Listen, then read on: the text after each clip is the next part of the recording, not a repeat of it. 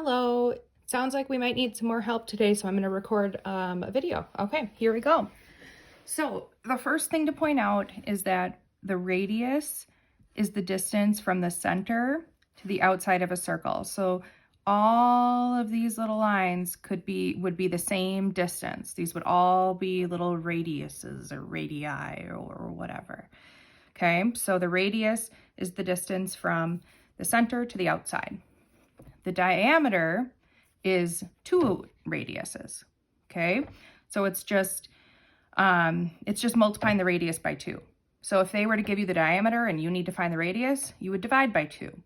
If they gave you the radius and you needed the diameter, you would multiply by 2. Okay, so let's practice that first.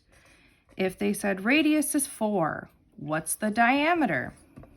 Well, if this is 4 and you need the full length, you would just multiply it by 2, so it would be 8.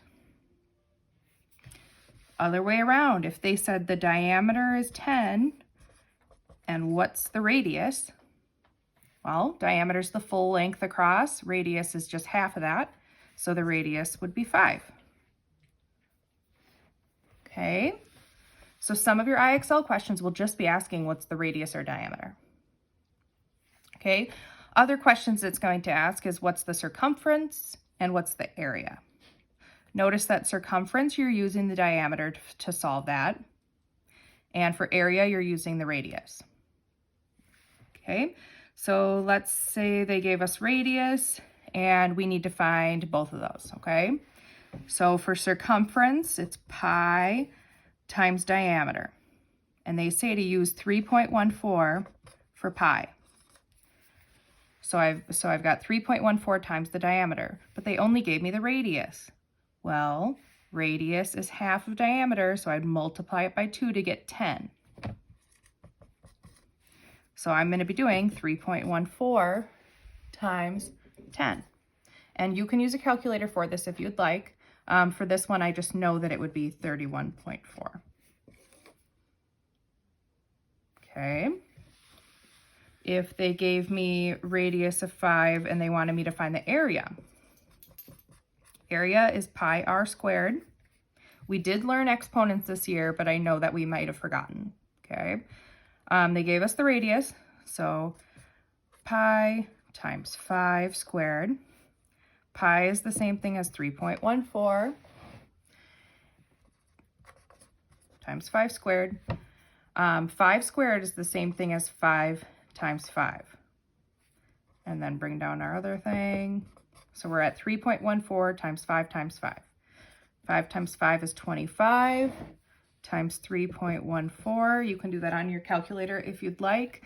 My phone is my calculator and it's being used for this video right now, so I'll just solve it over here. Okay, remember when we multiply decimals, we got 2 spots to remember off to the side, and then we just solve as normal. 5 times 4 is 20. 5 times 1 is 5, plus 2 is 7. 5 times 3 is 15. Cross off, drop a 0. 2 times 4 is 8. 2 times 1 is 2. 2 times 3 is 6. Add them up. And then put back in 2 spots over your decimal. So 78.5 is your answer for this problem. Okay, let's do another one. Okay, let's say they gave me the diameter is 4. And they want me to find all the things. They want me to find the radius. They want me to find the circumference and the area. Okay, so if the diameter is 4, the radius is half of that, which would be 2. Okay, circumference is pi times diameter.